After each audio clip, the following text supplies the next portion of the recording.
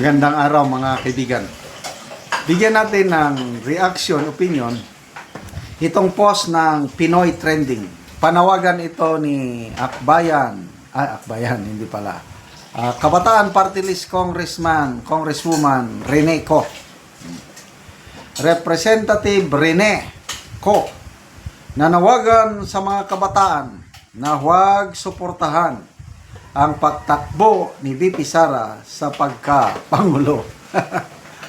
Ibinahagi ni Kabataan Party List Representative Rene Co ang kanyang mensahe matapos ideklara ni Vice President Sara Duterte ang pagtakbo nito sa pagkapangulo para sa 2020. Ayon kay Co, maituturing umanong advance mag-isip si Duterte at hindi umano mapapatawad ng taong bayan ang bise sa mga kasalanan nito sa pamamagitan ng pagtakbo sa pagkapangulo. Galingan nyo, ate. Wala na dapat comeback para sa mga korap. Wow naman. Ligasiya ng Uniteam ang panluloko at pangdarambong sa bayan. Yan ang sabi ni Co. Ito ang panata natin ngayong EDSA. Ayun, malapit na. EDSA celebration. Anniversary. No to Marcos. No to Duterte. No to political dynasties. Ipaglaban natin ang pananagutan tunay na gobyerno ng taong bayan. Dagdag pa niya. Okay. In fairness dito sa Makabayan Block, i-compare natin sa Akbayan ni Risa Ontiveros at Liberal Party ni na Laila de Lima. Mas consistent itong Makabayan Block kasi nananawagan sila na no to Marcos. Nag-file nga sila ng impeachment laban kay Marcos . So both Marcos and Duterte nilalabanan nila.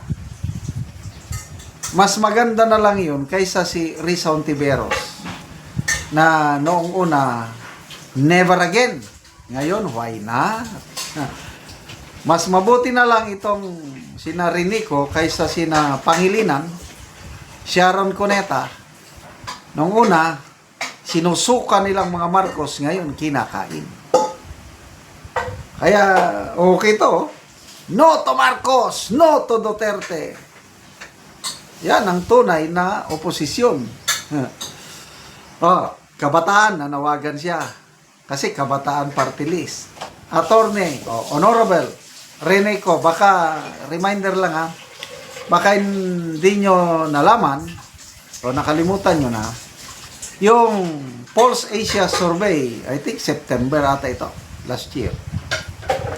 By age categories, nako, si VP Sara nakakuha ng 54% na voters preference galing sa mga youth age 30 pababa.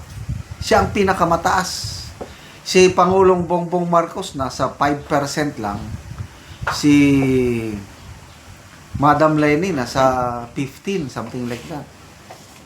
Di ko na matandaanan si Risa. Masyadong mababa si Risa Ontiveros.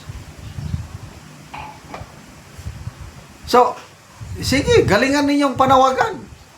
Baka sakaling paniwalaan kayo ng mga kabataan. Kailan, ito sariwa pa sa alaala ng mga kabataan yung nangyari kay Chantal Aninoche, yung Philippine PhilAm na nag-OJT sa Occidental Mindoro. Encuentro. Pinabayaan nila ngayon yung Philippine American OJT nila. Mabuti na lang, mababait ang ating mga kasundaluhan. Saludo ako sa 203rd Infantry Unite and Fight Brigade. Nasign ako dyan. Mga 4 na taon ako dyan sa Mindoro, kaya yan yung brigade namin. Mababait yung mga sundalo. Na-rescue nila, nahanap nila itong si Chantal Aninoche. Dinala sa ospital sa Camp Kapinpin, Tanay Rizal. inalagaan hanggang gustong kunin ng mga makakaliwa. Ayaw pumayag naman si Chantal Aninoche. Pinili niyang nanatili sa military hospital hanggang nung ganap na siyang magaling, yon. Kinuha siya ng kanyang mga parents, dinala sa US at ang laki ng pasalamat ng mga parents ni Chantal Aninoche sa mga army soldiers. Yon. Oh. Ano ngayon? Yung namatay na nakalimutan ko na, yung namatay sa Mindoro, yung enkwentro nung January 1. Iyak yung parents ng bata. Kayo mga kabataan. Sabi niya, dito kay Renico. So palpal sila eh. Oh. Ngayon, manawagan kayo sa kabataan na huwag suportahan si BP Sara. Sige, galingan ninyo. Kung may maniniwala pa sa yung kabataan. Oh. Bigyan natin itong pano. Ang daming nag-react. 46,000 ang people nag-react. 41,000 ang tumatawa. 587 ang galit. 3,600 lang ang nag-like sa kanyang panawagan. So, anong percentage ito? Mga 90% galit. Hindi naniniwala dito sa Attorney Renico na ito. 10% lang naniniwala. Oh. Basa tayo sa mga comments.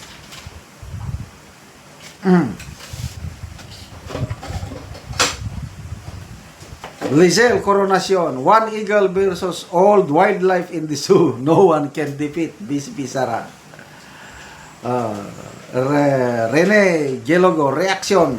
Have spoken. Yan, ito na nga yung reaksyon. No?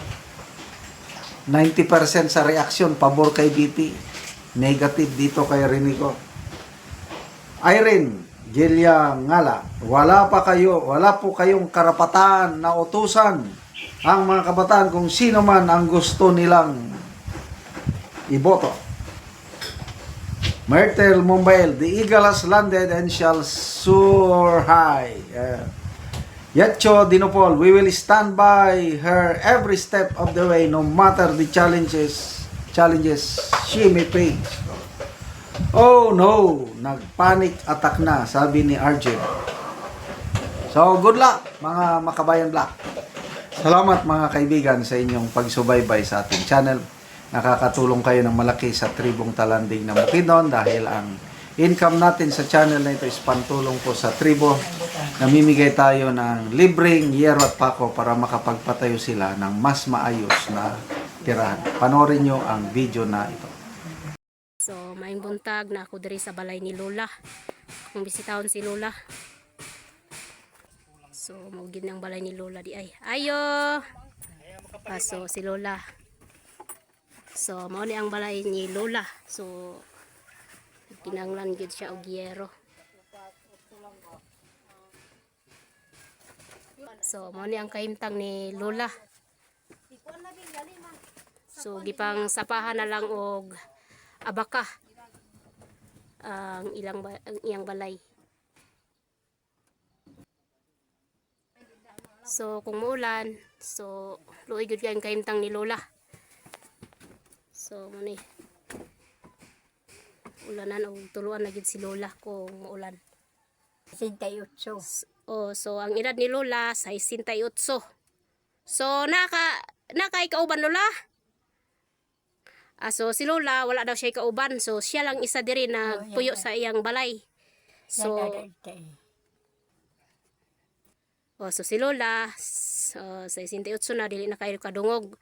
So, maugid na ilang kahimtang tuluan na gid kayo si Lola kung mag-ulan. Ginoo kay gina at atakan ko.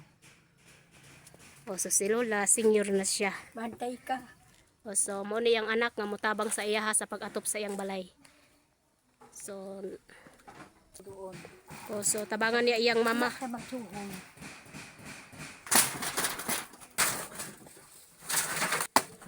So, gitabangan sa iyang anak ang iyang mama sa pag-atiman kay balo na si Lola.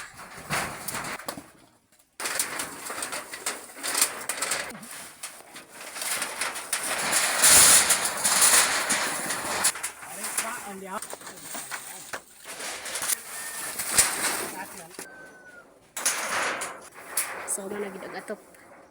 So managyod nindot na tayo di nagid tuluan si Lola sa iyang balay. Humanagid og atop.